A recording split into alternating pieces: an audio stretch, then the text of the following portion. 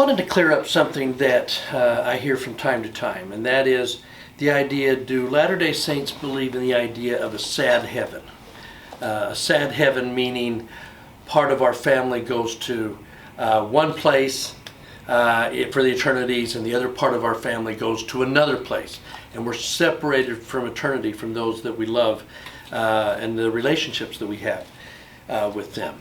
It's a little bit like years ago when we visited Ellis Island, and you would see the long stairway where people would go, and then based on whether you had certain illnesses and certain deformities, they might have you go to the bottom of the stairs, and those that would go left would be put back on a ship and sent wherever they came from.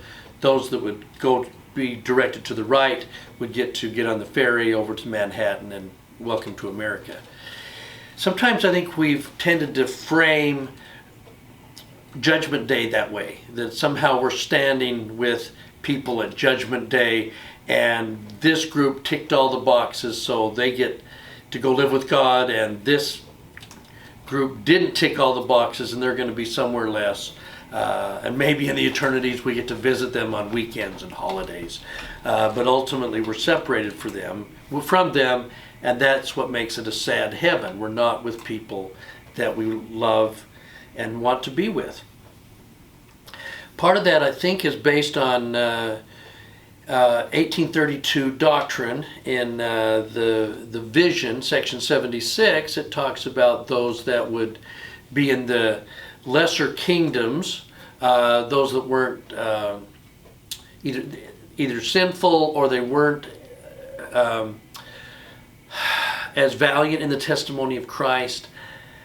They were blinded by the philosophies of men.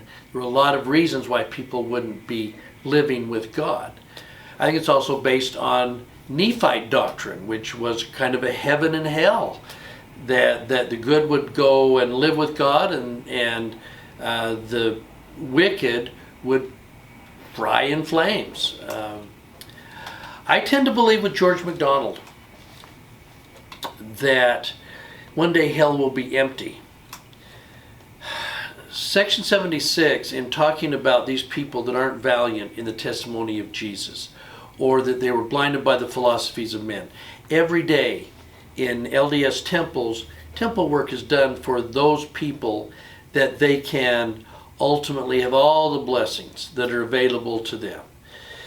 And I prefer to picture a world where if we get into the spirit world and we give the power of Christ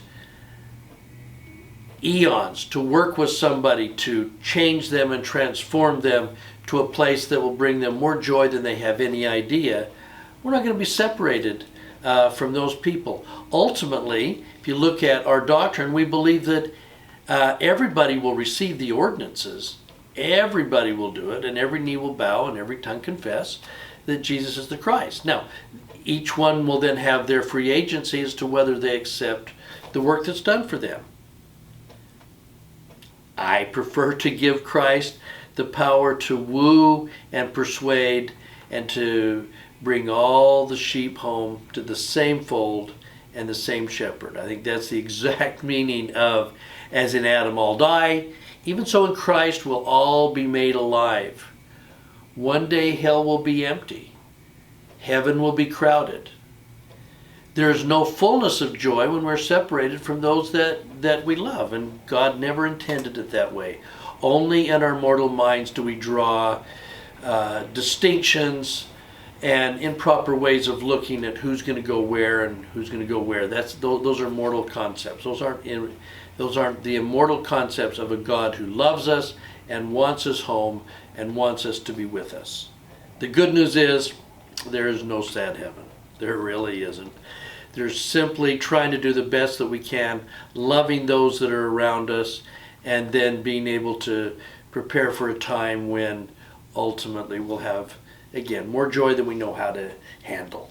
I'm kind of in for that. And I think that's what the Lord intended. Thanks.